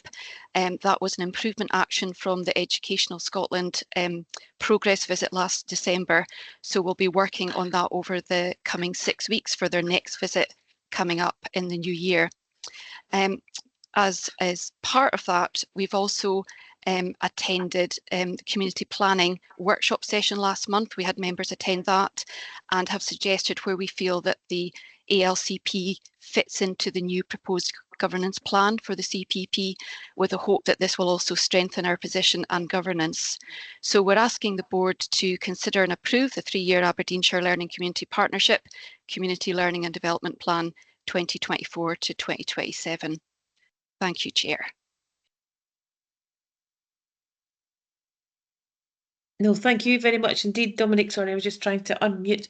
Thank you very much indeed. And again, an excellent plan before us. And, you know, again, just reflects the work that is going on in our communities. So thank you for that. Jim, please. 2 things, really good work.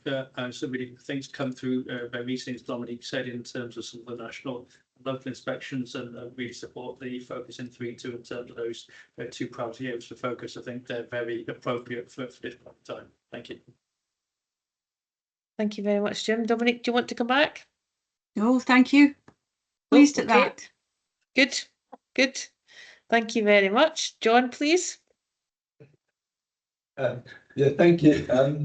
I'm just interested in how the plan reflects, or does it, the use of capacity across partners when we're engaging with communities, and is that part of what the partnership can achieve I'm just conscious that different partners do have some capacity and they often badge them differently. In fact, the next item on the agenda would be the NHS Grampians one. But logically, given the pressures we're all under and the fact that the communities, it's 6.5 dozen who's coming to speak to them, but they don't actually want messages to disappear into the ether. Is that joining up able to be done through the partnership? Well, that's part of what we're going to do to gather the information in terms of those two themes, is to have an understanding of who delivers what in relation to capacity building or community engagement support, so that we can be clear that if a group requires a particular level of support, we know where to direct them, so that it doesn't matter which door they come through or which agency they come to, we know who can support them at what stage of their development, because there are, as you say, many groups and organisations who could support groups in their life cycle of delivering. So that we need to be clear about that, and because there are many organisations that do that, we need to have a good strong picture around that. So we're already on the journey of getting a good strong picture around that, and that will help us identify, as you quite rightly say, any gaps and understand where people could fill those gaps, or indeed if that is a gap that can't be filled. So it's about understanding that. Okay, and can I just ask a supplementary? Of course, Jim. Yeah, John, yes. So this just tying that in then with likes of the work of the area managers or that structure as well. So that's all connected question. It is, and actually, indeed, we had a discussion with the area managers when we were kind of at the same time when there was a discussion around the community planning and new governance, and we were having discussions of where the partnership fits and how we keep those links and relationships and don't duplicate in terms of meetings. So we're developing those links and making sure that people go to the right meeting at the right time and that there's shared relationships. Thank you. Okay, John. Mm-hmm. I don't see any other indications. Any other comments, questions for Dominique? No? Okay, well, turning to the recommendation then, we're being asked to approve the plan as before us, and as we've heard from Dominique, so can we agree that, please? That's agreed. Okay, Dominique, thank you very much indeed, and thank you and your colleagues for all the work that you do, and we look forward to hearing from you again in the near future. Will do. Thank you. Thank you all. Thank you. Okay, colleagues, item 10 on our agenda then is Putting People First framework. This is an engagement session with Luan Grujong, and I know Lindsay's had to leave the call. She'll join us again. I'm not sure if she's back or not, but had to leave the call, but would come back when she could. But Luan, do we have you with us? Can't see. She's just coming in just now. It's just coming in, Finlay. Okay, thank you. Oh, there you go, Luan. Thank you very much. And you're most welcome to this meeting of the Community Planning Partnership Board in Aberdeenshire. And I've just introduced the item, Luan, and you have the floor. So we'll just hand over to you now. Thank you. Thanks very much, Councillor Sterling. Just 2 seconds and I'll put up my slides. Just while you're doing that, Lindsay had to leave the call, but she was going to be coming back when she could. Okay. So just in case you were expecting Lindsay on the call with you, Luan. Okay, that's fine. Thank you. Okay. Okay. Great. Thank you. So thank you for the invitation to come to the Community Planning Board today. I'm Luan Grujong, Strategic Development Manager for Colleague and Citizen Engagement with NHS Grampian. I'm here today to make the board aware really of the Putting People First piece of work that's been developed within NHS Grampian. And this is NHS Grampian's long-term approach for how we want to listen to and involve people. This approach was endorsed by the board in June this year. So keen that you're aware that this work is happening. And also really importantly to highlight that whilst this was endorsed by the NHS Grampian Board, it was really as the direction of travel.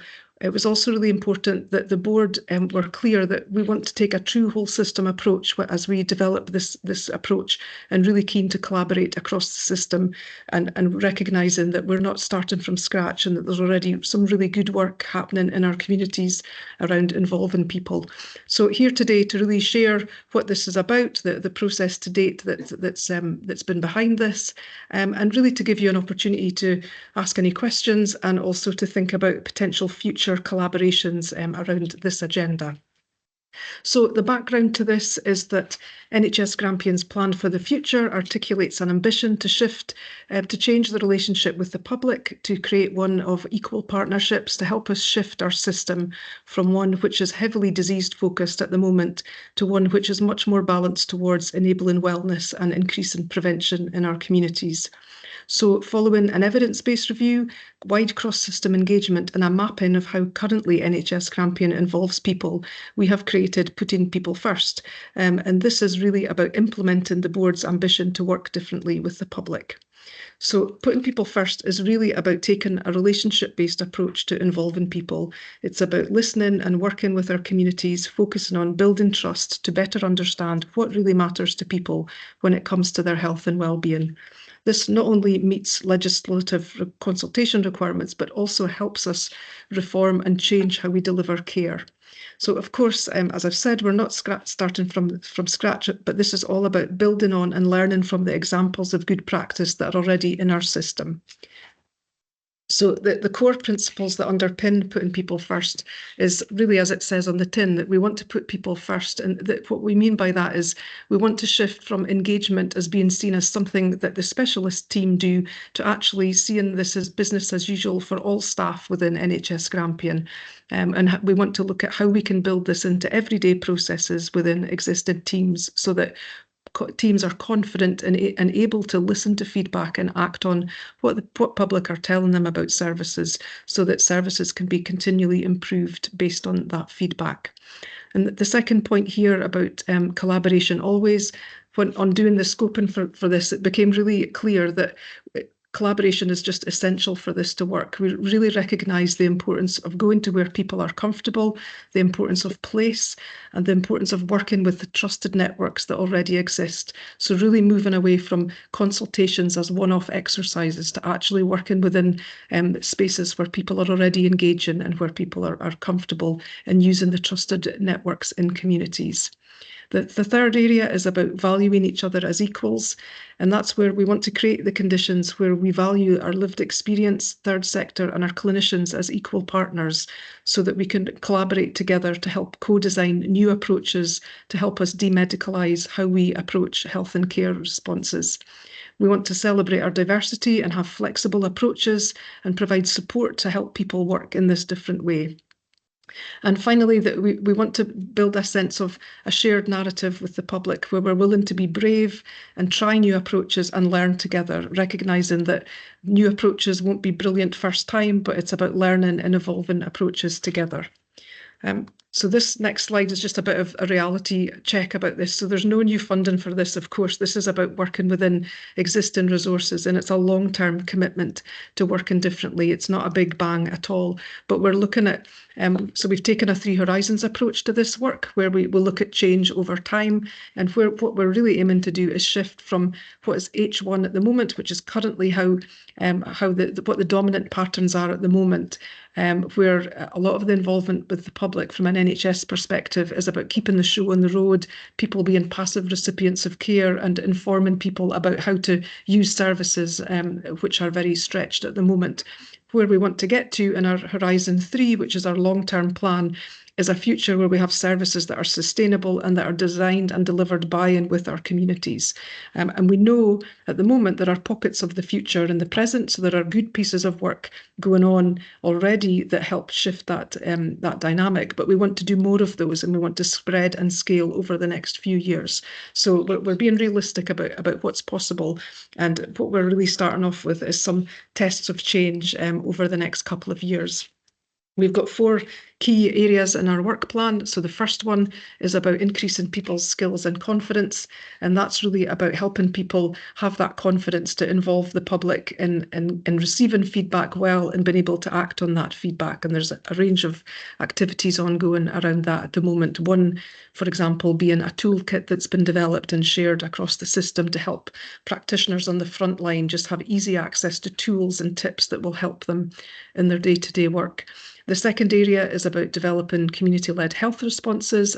You may have heard of community appointment days, which are being tested currently in Grampian, and that's all about taking clinical services out of clinical spaces and delivering them in a more community-based setting with much more third sector and community-based care wrapped around, so that we're providing a more holistic approach to supporting people who have got different health conditions. The third area is around increasing the public voice in services. So we want to test real-time feedback loops, and we're currently scoping how we do that at the moment. That's been worked very successfully in another health board area, where a process is put in place where teams are able to capture feedback in ward areas very quickly. The feedback is summarised and given back to the team, and the feedback is also put on the public areas and wards, and that whole process is repeated every couple of weeks in the same ward areas, so that teams can track their progress over time. So they're not comparing with other areas, they're comparing with their own progress. And what we found in other areas is that's allowed the public to feedback on all the things that are happening in services, and a lot of that is very positive for teams. So people are able to get feedback on the little things that they might be doing that they don't even realise that's making a huge difference to a patient experience. And what we're really excited about is, when this has been done in another health board area, it's actually reduced complaints by 40%, because teams have been able to identify issues at an early stage and nip problems in the bud before they've become big issues and big complaints. But it's also been really motivational for teams and has improved staff retention and shifted culture within wards. So really keen to test that. And then the final area here is that we want to grow a network. So this is about collaborating and sharing learning and working across our system. We've now established 2 communities of practice, one around community appointment days and one around research. And the community appointment day one is really a place where anyone can go to learn about what's happening already in Grampian, to learn about what a patient passport is and all the tools that are around community appointment days, so that we can help what's happening at a local level, and avoid people feeling that they're having to reinvent wheels when there's learning that can be easily shared. We're also developing leadership support around this approach, and we have established a cross-system oversight group, which includes colleagues from, of course, Aberdeenshire on that group as well. And really just to say, and I think I've probably covered all of these, but the key is about collaboration. So community appointment day approaches can be wider than health and really connects with Aberdeenshire's place-based strategy. We really are about trying to make the best use of the resources and the expertise that we already recognise that's in our communities. Inviting this as an opportunity for Aberdeenshire colleagues and others to share their expertise, so that we can grow and develop as a system together. It's about making the best of what we've already got in the system, and really the importance of leadership support. You know, how the importance of involving people, I think, is really an important leadership priority, because if we're going to change that dynamic with the public, leaders have got a really important role to play in that. So just to highlight that for you all today. So then finally, just to ask, really welcome any comments and feedback. This approach is not set in stone. This is something that's going to evolve and shape over the years ahead. For you to think about whether there existing priorities that you have where this might resonate, and where there might be opportunities in the future for collaboration around this space. My email's on here, and also there's a link to the Putting People First documents, which are on the internet. So just a whistle-stop tour there, and I'll stop and welcome any questions. Thank you. Well, thank you very much, Luann. That's a really interesting presentation, and I'm sure we'll have given some folks some food for thought. Maybe the thinking might generate some questions beyond today, so I'm sure you'd be happy to take any of those by email. So colleagues, please indicate if you've any questions or comments for Luann.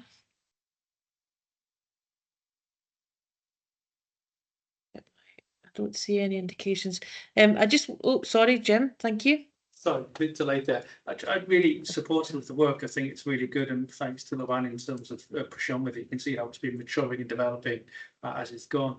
I really like in some my language we get it sort of wrong, apologies, community days of action in terms of overtaking a sort of a collective approach and so going out into the community.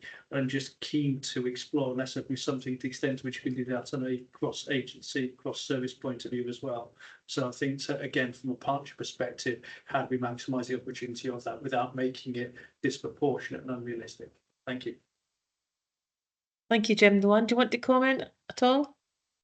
Yeah, just to say what we're really trying to do is see what the local priorities are and come in and add some support where there's a join up with existing priorities. But the community appointment day model is a really helpful focal point to get colleagues together, and that's what we found in other areas. So yeah, really open to that. And it's not a fixed lift and shift model either. It's about an approach, about putting people at the centre, ties in with GERFI beautifully and realistic medicine and trauma-informed care. So there's a lot of agendas all lining up here, even from a health and care perspective. So yeah, very open to testing and seeing what's going to work best in the local areas.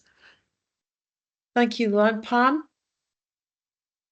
Thanks very much. So this will be not new to Luan because I've seen her around various settings where she's presented on this and I suppose been part of informing it as she's gone along. So I think that the approach I guess is really refreshing in relation to how the NHS is interacting. We're obviously part of the NHS, but I think it's probably brings, I guess, I would say the core NHS with what we have been doing in health and social care partnerships about trying to develop things with people. And I think this gives a framework for that. So I think that's really helpful. And it's also, I think, the other approach which is helpful is like the community appointment days, which is just one of many approaches that I think you'll be trying to develop through people first, to say, how do we do things in a way that maybe we're trying to access people's own skills and expertise, bring partners together a little bit more around issues. So I think it as one tool in what we will hopefully build as a bit of a toolkit. I think it's a really good one. So I'm keen, that we get on and have our local community appointment day, and I know that there's kind of work around that. I think it almost means that once people do it, I think they will then feel more comfortable about using them again for different topics. So I'm keen that we do get out of the gate and do one in Aberdeenshire around a particular topic. John, please. Yeah, thank you. I don't think I have to declare this, but being within NHS Grampian and chairing Population Health Committee, obviously I see this, but asking a question which is similar to the one I asked a bit earlier, Luan, in this meeting, with community planning hat on here, it's this issue of this is really positive in NHS getting its approach and people skilled up to do this. But we touched on a bit earlier in this meeting how we can share capacity, and I think Jim was mentioning about sharing outputs as well. So it feels like that's the next stage of this maturing, and it might be, and I suppose I'm thinking of this from the community point of view. So putting people first is a good label and badge for NHS Grampian to get its act together, if you like, on this whole agenda. But when we're going out and about, are we starting to join that up with, like Pam saying, if there was existing work, we're just getting on and doing it rather than it having to be badged as NHS Grampians putting people first, etc. So I would say my approach, John, is no logos, no egos, and just get on and do the right thing. So we're not really being precious about that, and that's kind of how I'm approaching the work. for example, we've just recently had a call with Garfi colleagues about just looking at what is essentially at the core of what we're all trying to do. And it's actually all the same. It's just coming from a different angle. So NHS Grampian has recognised the need to up its game, as you say, around this, and that's what putting people first is a commitment to. But actually, when we're delivering locally, I don't think it's the title is that important. It's actually about just bringing the resources and the expertise together, bringing in the monitoring and evaluation from public health and the various patient passports and things. So that's the approach we're taking. I don't know if that quite answers your question, but it does. I think we'll all borrow that term. Okay. I'll wait in a minute. It's maybe the way we do all of our community engagement. That would apart from just bringing a smile to people's face, I think it would be reassuring that we're trying to join this up and place them, like you're saying. We're not doing it to people, we're doing it for them, with them. So yeah, it's a good start. Thank you. Thank you, John. Lindsay, please. Yeah, thanks. And just to pick up on that, I think as well, John, it's about, what that means if we're taking that putting people first approach. The logos don't often mean things to people. That's not what they're necessarily interested in a lot of the time. But what I was going to say just to partners is to link this with one of the discussions we had earlier. Because I know, Luann, in terms of the community appointment days, one of the topics that was being discussed for Aberdeenshire was about mental health, for example, as being that sort of topic to bring people around. And I know then you're already linked in with George and Carolyn as well on this. So then some of the work that's been done on Mind Your Mind, it's then going to get fed into that as well. So it's just to make that link for people that I suppose it's not sitting separately. It's like the work that's done in community planning is going to then be joined and contributing to some of this as well as we work with communities. So I think that's really positive to make those links. Okay, John. Yeah, sure. Yeah. Okay. Thanks. Luann, what conversations or communication has there been with the comms teams within the partnership that are around this table? Have you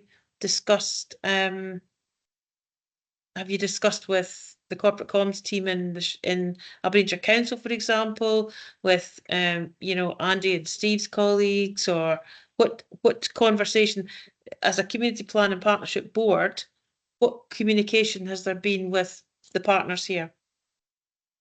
So the comms cell, which is the whole system, we're involved in the shaping of this work. I suppose I've taken the approach that what I'm presenting today is the overarching high-level activity, and the comms would be around when there's something specific that we're going to be going out and delivering. So I haven't done anything directly around comms because I feel like it's too abstract at the moment until we've got something that we're delivering together, and then we would shape up the comms. But we're connected. Even, but if you think there's maybe I'm using comms in the wrong way, but have there been discussions with individual partners around this board table? From a comms point of view, from the point of view, people first. Yes, there have, yeah. That's fine. Just so that I don't know if colleagues are aware of those conversations and any outcomes from that, or requirements or inputs. I'm getting a few no's. Jim. Through you, Chair, been having sort of good conversation with Lan in terms of the development of this programme and approach. So I think that's been really welcomed over the sort of number of months that it's been worked on. I think my reflection, as I put earlier on, was I think we're at a point now where, in a proper way, it's had an NHS focus. But I think there's something here for all partners and parties to be able to make use of the opportunity as well, without diluting or compromising what the intent of it has been, to actually make that shift for NHS colleagues. But I think it's something, if we can do the two together, that'd be really welcome. So, I've been I think good conversation with this, that's been welcomed. Amanda's saying that there's been conversations with TP and I. It's just that,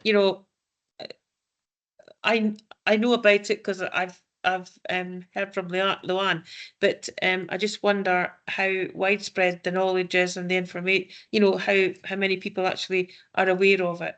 And certainly some senior colleagues on the call here from other partners are not aware of those conversations. So perhaps, Luann, can you circulate the slides and maybe a little bit of briefing along with them, for maybe Finlay will help you to distribute round the community planning partners here. Yeah. So that at least they can go back into their organisations and find out a bit more about it and how we might work together. Because you know, if we can cut out any duplication at all, that would be really good. And have that true partnership approach to this, so that we're, you know, in terms of community planning and place planning, then we're all coming from the same place. So, but I'm seeing that some folks have not been cited on it at this level, Luann. So maybe tackle it from two different vantage points. That would be good. Thank you. No, So happy to do that. Yeah, of course. That would be great. Yeah. And Finlay will help that circulation. So that'd be great, Luann. Any other questions or comments for Luann here?